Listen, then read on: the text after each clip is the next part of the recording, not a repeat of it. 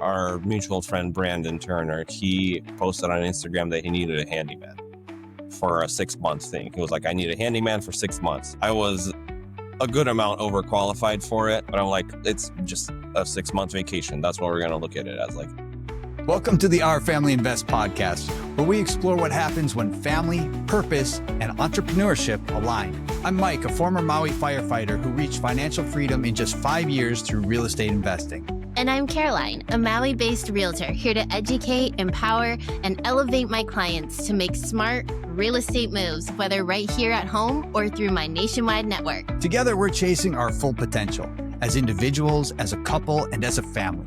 We're here to build a life that matters. And each week we share the stories of couples who inspire us to love harder, dream bigger, and grow bolder. So join us and let's learn, share, and grow together. Today we're excited to welcome Gene and Irina Murashko, childhood sweethearts whose families immigrated from Siberia and Ukraine to Salem, Oregon, where the two met at church when they were just toddlers, and now live right here on Maui. They've built one of the island's most successful contractor-designer businesses, known for luxury design and quick turnarounds in the vacation rental market. What sets them apart is their shared appetite for big risks that most couples avoid. From raising 4 awesome kids to designing entire neighborhoods, Gene and Irina thrive under pressure and build with purpose. Today's conversation explores how 2 young immigrants became business powerhouses in paradise. All right, you guys. Well, we know you pretty well, but I want you to share with us what we don't know. So if we were to strip away the titles and all the things you do, who are you at your core? But I want Gene to tell us about Irina, and then Irina, you tell us who Gene is. well, one of the root qualities that Irina has is she really cares, and aesthetics is a really important thing to her. And out of anything, she can make something beautiful. That's her like superpower, is like making something out of nothing almost. What I'd say about Gene is, like, you said we met when we were little, and he kind of like stood out as just somebody that was like on his own wave. And like as a dad, I feel like he's the fun dad that the kids like love. Like when Gene comes home, he go out of his way to, like, if he can help out, he will. And or like if he's the guy that's always pulling over, and I'm like, I don't know, what if this person's a creep, and he's like, Gene just like always, glass half full. And yeah, like that was kind of attractive to me. What was your first date like and your official date, since you knew each other as children? See, that's what we can't agree on, because I'm like, I don't remember our official first date. We started dating kind of young, and we didn't like tell our parents. So I'm like, guess we were kind of like sneaking around. So like if the line is blurred, where our first, what do you think, Gene? I have in my head, the first official date that we went on was just after I turned 16. And Irina is a little bit older than me, and she had a car, and she actually picked me up, and we went and we trespassed onto a closed down railroad bridge. Yeah. And we like climbed up on top of it. It's pretty cool. Right now that bridge is a walkway in Salem, but this was back when it was a railroad, and it was really kind of a cool thing that we went and we sat up on top of the bridge and talked. So that's like a special moment that I go back to like think about, like, man, that was awesome that we actually got to do that. But we did have these little, like, our church would have kind of like what Hope Chapel here has with like volleyball at the beach. So they had like volleyball at the park, the riverfront park. And that's like any excuse we'd have, like, I mean, we'd all go there with the church, and then Irina and I would just like take off and go spend the only $10 that I had on ice cream or like a coffee or something, just to impress the lady. Love that. That's awesome. That's crazy, because I mean, I couldn't imagine knowing you at 5-6 years old. Like that's wild. So it's cool because you've known each other essentially your whole lives. But what was that turning moment for each of you where you thought, like, yeah, this is the guy, this is the girl that I'm going to spend the rest of my life with? That turning moment was the first moment I saw her, but it wasn't for her. I was like, yeah, that one. She looks at 5. Yeah. Yeah. Like I still remember the moment that like So I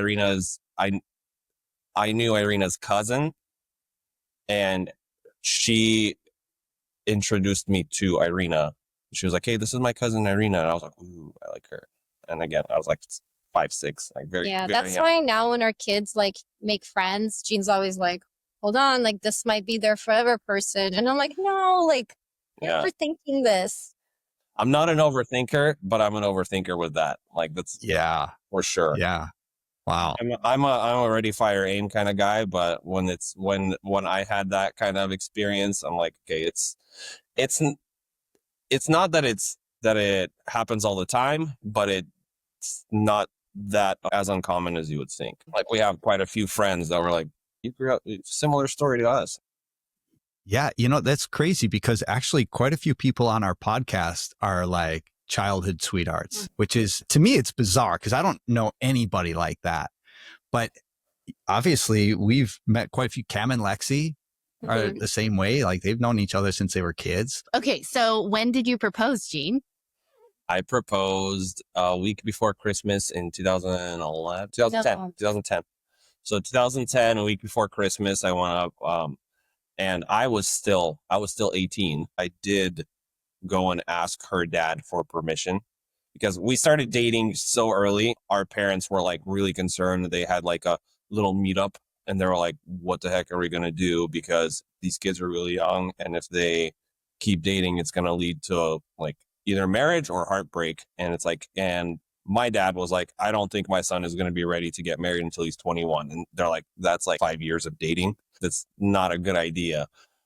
And we're both in like a Slavic community. So like it's typical for guys to get married pretty early, and girls, like they encourage to get married in their like early 20s usually. And we were on the younger side of that. And I went and like invited her parents to lunch. I'm like, hey, I feel like I'm ready to propose. And my father-in-law, I still remember, he's like, you're asking me? Like, what? Like, I was like, I thought I was supposed to do that. So he's just like, he knew that like most people don't anymore. I think that's part of the reason why they liked me, is because it was important to me to have a healthy relationship with my in-laws, with like for Irina to like my family. Like it was a big deal. And yeah, then we went up to Seattle and then did like the Seattle Underground tour, and then went up to Smith Tower, I think is what it was called then. It was like one of the original skyscrapers in Seattle. And then I proposed there, and Irina said no, but she didn't say no.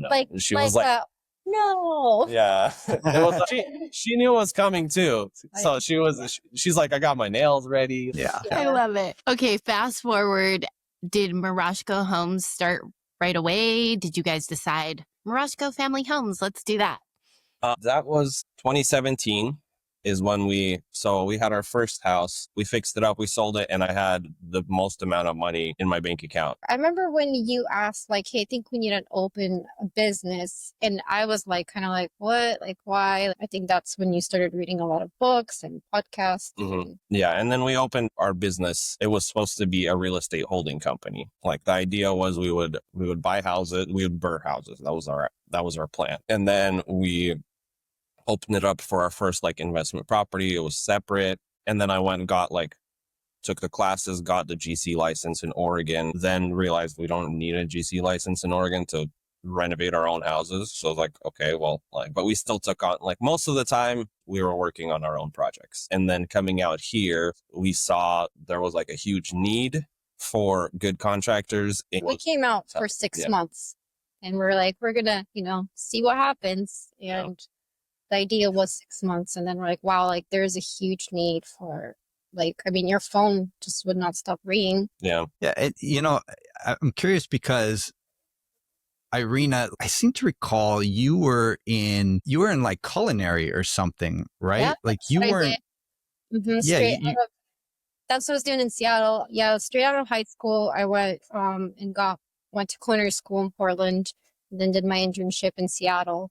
And I mean, my mindset behind that was like, I saw a lot of my friends, like, again, marrying super young, going to like nursing school, and then stay home with kids. So I was like, I want to do something that if I stay home, I could still use the education for that. And so then Had a business with my mom. We were doing birthday cakes, wedding cakes while I was going to school, and even like before then in high school. So I had an eye for it. And yeah, I went to culinary school.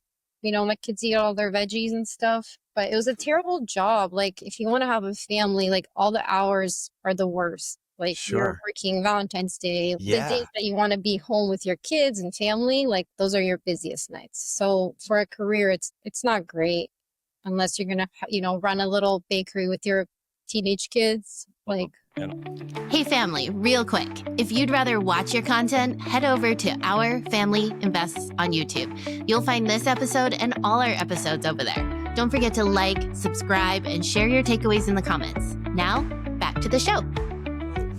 Yeah, I mean, your kitchen and bathroom designs are like straight out of any magazine out there, right? They're incredible. So how did you develop that kind of design? design wise, I think the culinary part does help because I'm like, this is what I need. And then, you know, I'm like, Jean, figure it out. Yeah. So Irina's like, she's a really creative person. And then culinary school was like implementing creativity into food. And that transfers over pretty well. So if you're a creative person, there are some guidelines. And what's awesome about our business and our real estate like business, even back when we started, was the fact that our limitations were the budget. It was like, you can't spend a ton of money, but how can we make this rental look fantastic, but not spend $50,000, $80,000 on this reno? So that part was Irina's, like, I'd say that was one of her biggest superpowers of being able to make something look really, really nice, like TV worthy. Yeah, tie it in with me. And I'm like, she's like, this is what I want. Let's figure out how we can make this look good. And a lot of it was like Jean's time, honestly, like where I'm like, I need you to like just trust the process and like you need to build this, like trust me. And like, yeah, he'd be frustrated with some things where he's like, why am I doing this? That is a gift to have that vision and have it come to fruition and Jean to be able to execute. Yeah. What's awesome about in Hawaii is like that budget is a lot bigger for everything. So like, even, I mean, if you're putting a kitchen in a $150,000 house and putting a kitchen into a $1.5 million house, just percentage wise, you can spend 10 times more on that kitchen. So that's that part. That's why I think our business out here is doing so well, is because we can actually implement a really, really cool design. And even though there is still a limitation on our budget, it's not nearly as much as if you're in a St. Louis, you're in a Columbus, Ohio, like the really cheap markets. Giving that opportunity of like a little bit extra money will go a long way on design. Yeah. Yeah. What made you guys come out to Maui? That's been like a dream to like live in Hawaii, especially with like babies. Like that's just always seemed like such a dream to have your babies running around on the beach. And a job opportunity popped up and Jean was like, should I? And I was like, why not? And I was like, 8 months pregnant? We're like, sure. And we just renovated a house on a busy street and we bought like a bigger house on a cul-de-sac, better neighborhood, 6 bedrooms. Our kids had a playroom, an office, all the things. And as soon as we renovated it, we packed up and moved. And our friends and family were like, you guys are crazy. We're like, it's just 6 months. Our mutual friend, Brandon Turner, he posted on Instagram that he needed a handyman for a 6-month thing. He was like, I need a handyman for 6 months. I was a good amount overqualified for it, but I'm like, it's just a 6-month vacation. That's what we're going to look at it as. Like, I'm going to work, but like, we get to be in Hawaii and make some connections and everything. So people want to hang out with. Yeah, we actually had 3 goals when we came out here. We were like, first was ruin Brandon's expectations for contractors forever. Like, did that. Then second one was buy a property in Maui. And like, that goal was like, that would be cool. Like, yeah, it's not like. That was a big, hairy, audacious goal. Yeah. That was a really big one. And 3 months in, we closed on our property here. But then the last one was potentially invest with Brandon on his like syndications and stuff. And so like with me working technically for his syndication, I got in on some of their mobile home parks. That wasn't a super crazy big goal, but it was still something that I really wanted to hit. And we did end up doing that. Yeah. And your guys' Like, I remember when you guys were out here and when you told me you got under contract on the house that you're actually sitting in right now. And that house had been shopped around by a lot of wholesalers. And I remember like, wait, what house? I You're under remember Caroline also being like, "Oh, I don't I think was very Yeah. concerned. I was like, you know what you're getting into. Like that house has a lot of issues and there's this, and this. And I remember Gene saying like, yeah, that's no problem. Yeah, we can handle that. We can do that. And what that told me about you is one, you're extremely confident. Whether you're capable or not, I don't know, but you're extremely confident and you run towards hard. And that has been something that I've seen in you many, many times. And I wonder where that comes from because, you know, I don't know if that's something that you're born with or if that's some kind of like, I think cultural. I saw that as a kid too. You know, I was like, something's like this kid. I don't know. Like, I was actually named after my grandpa, and he had that same thing that you're like, how in the world is that guy doing that? He had 9 kids in the Soviet Union, single income, and he was actually a specialist in heavy equipment repair. So he would work his normal job and then he'd go all these heavy machinery these factories have closed down and all the broken down equipment he would go and service and he would repair. Nobody taught him that. He's like, he figured it out, lived in Kazakhstan, then in Siberia. Like, he's a really hard worker and he was not scared of taking on anything. So that was one of the things that I learned from him, like from a very young age. My grandpa is really, really hardworking and he would work 14 hours a day, every day. He was a big inspiration to me. And that's something that I think it was partially genetic and also the fact that I have the opportunity to expand on that. How do you support each other's growth? I feel like we just have to tackle it because it kind of happens. Like we've had a lot of growing pains with our business and just kind of tackle each other. Was there ever a time when you guys just felt like there's too much going on or there's too much pressure and like, I'm not sure if we can keep going or I'm not sure if we're going to make it? Have you ever had any kind of like deep struggles like that? Absolutely, we have. Business or marriage or anything? And I probably think more often than it's you get that enough and you get used to it and you're like, oh, this is just normal. It's okay. Yes, we definitely do have that. And like pushing it through, I think that one thing, like the way that Irina supports me is that she's not an optimist on everything, but she's an optimist with my capability. And she really, really encourages me and pushes me much harder than even I push myself to be the best at what I do, to be the best father, best husband, best business owner, entrepreneur. She is a huge support in that. And Irina's dream right now, she wants to be a great mom. And it's like, how do I support that? The fact that my wife doesn't have to go to work is a big deal to me. Yeah, that is really, really important because she can actually go and spend those moments with our kids that are forever. You know? Yeah, I think in like my 20s, I was like, I want to be a good mom and a business owner. And like, you know, you're striving to become something other than just mom. And now it's like, I think actually like don't want to have another job and like see how much time I can free up. So yeah. And then she still is a business owner and that's completely separate from me too. And she set it up that she doesn't have to work. What mindset shifts were necessary to get you to today and to get through any relationship growth struggles or your business shifts? One big thing is zeros don't matter. I feel like for a mindset shift for us that we've learned from our mistakes was we can do a lot of things ourselves. And what shifted for us and actually I think grew our business a lot is like we need help and we need to hire people that do these things better than us. Yeah, I think one of mine, now that you mentioned that, it's whenever I bid a job that we're going to be doing, if I have to show up on the job site, I failed. Yeah. Because if I'm working on the job site, even though I love working with my hands, if I'm doing that, then I failed. And that's a mindset shift that has been very dramatic in the last. And it's really easy to fall back into because he actually enjoys like swinging the hammer. I mean, we've made a lot of mistakes where we're like, okay, we're going to save so much money if we do it ourselves. And then, like the holding costs, like catch up. And then you sit down and do the math and you're like, we should have just, paid so much to do that. Yeah. So I think that was a big one for us. Yeah.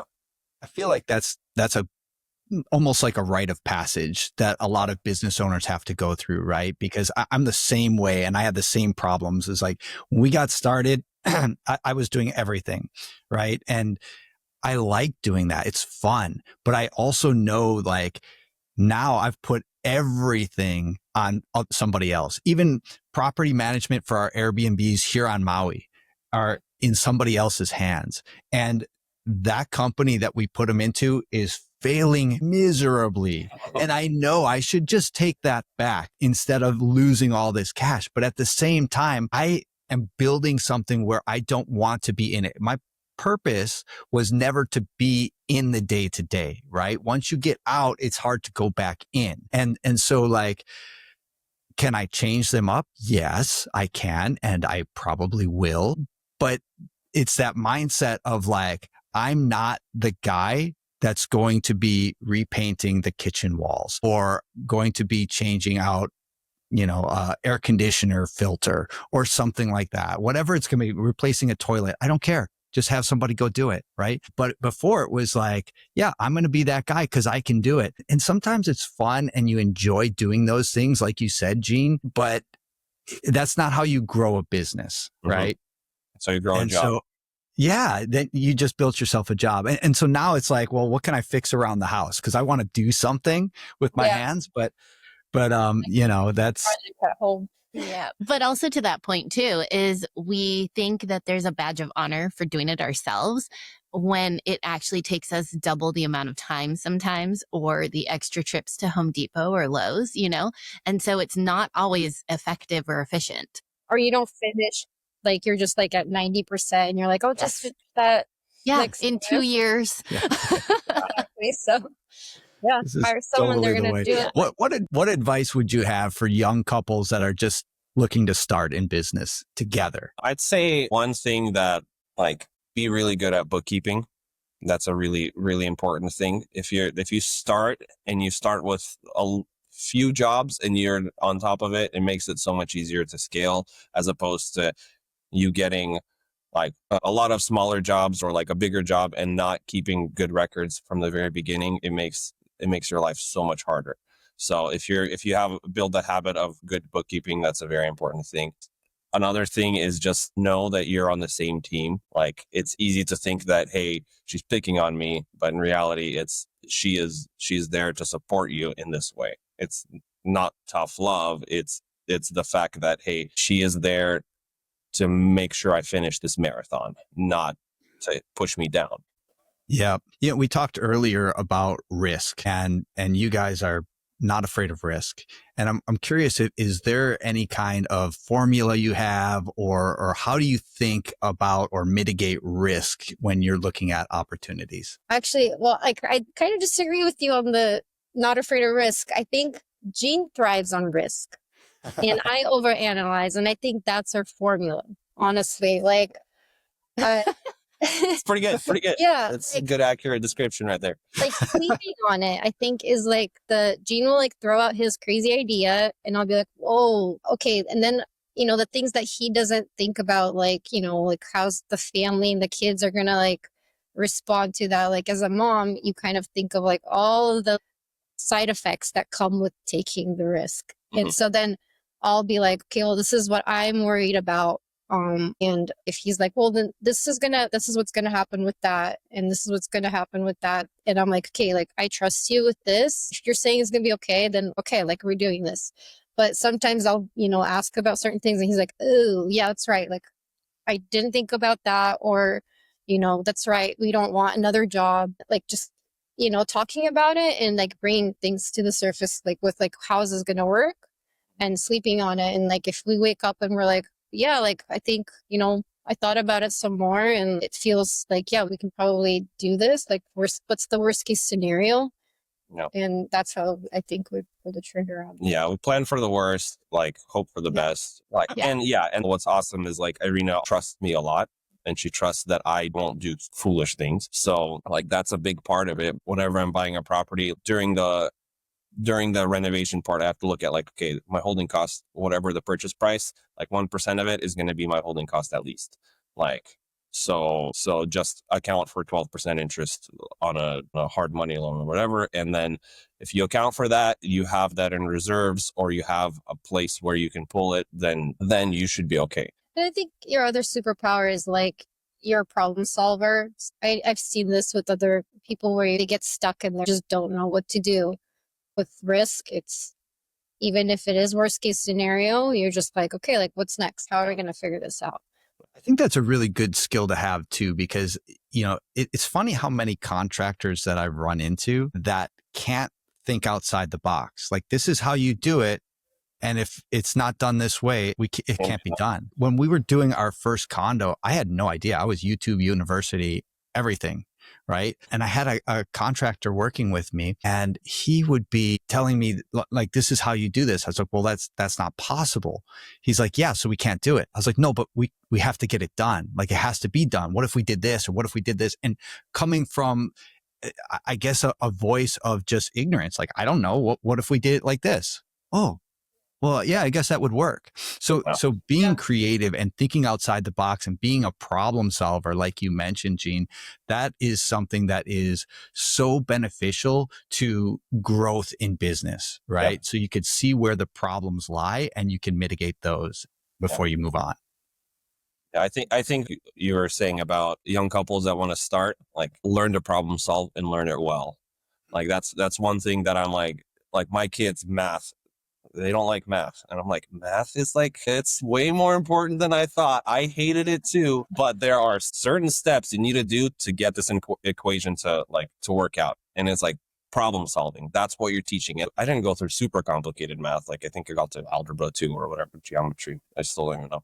But the fact that there are certain steps you have to take to get a good outcome, to get the right outcome. And what's kind of cool about business and life is it's not necessarily that there's only one outcome. There are many outcomes, but there's a certain process you have to do to get a good outcome. Like, I see it in our kids, like they're working on something and, they mess up, and it's like, well, we can just be stuck here, or we can be sad about it and that's the rest of our day, or figure something else out. So I do think it's like a learned thing too.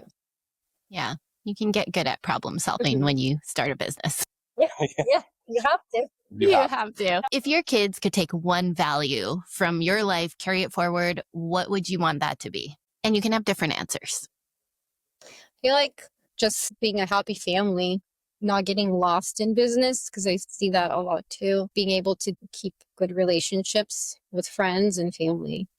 I think that's high value for us. Yeah. And I think for me is like, find joy in everything. And like, even if you have a really crappy job, find a way to love it. That's something that can take you so far. Learn to love what you do. And regardless of what it is, that's a value that I would love for my kids to get from me.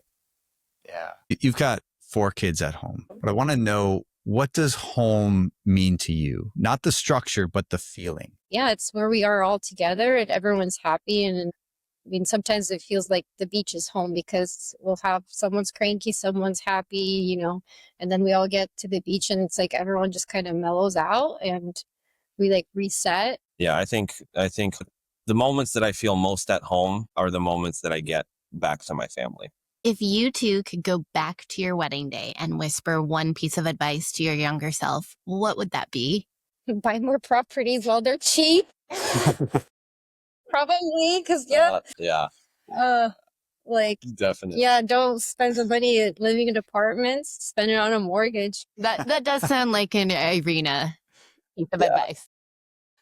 I would probably tell myself that, hey, you're on the same team.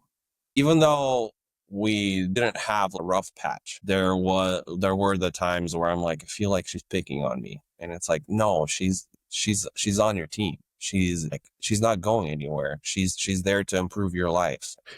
Sometimes you got to lift each other up, right? To become the best versions of yourselves. And sometimes, she picks on me, and it's not picking.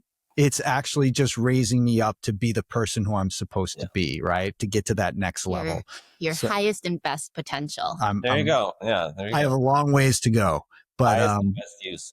Yeah. All right, guys, we'll start wrapping it up here, but I got to ask you, who are 3 people or books or places that inspire you? Big places inspire me. As a designer, when we travel, we'll find a good coffee shop and I'm like, look at all the detail and the amount of work, especially if we're like renovating and thick of it and it's like everything's like getting boring and it's not the fun part anymore. And we'll go somewhere and I'm like, look at the amount of like work and detail somebody put into this, and then we come back and I want to do another project now or something. Mm-hmm. I think that might sound cheesy, but the most inspiring person to me is Irina, because when you're truly inspired, you take action. And out of anybody in my life, she has inspired me to take the most action. So inspiration wise, it's definitely her. All right, guys, we like to end by saying we learn, we share, we grow. What is one thing that you've learned recently that's helped you kind of stop, see life a different way, and just breathe? Well, some of our kids are starting to grow up and you see them like develop personalities, and our older 2 want to get baptized. And that's been a recent thing where you're like, okay, like we're on track.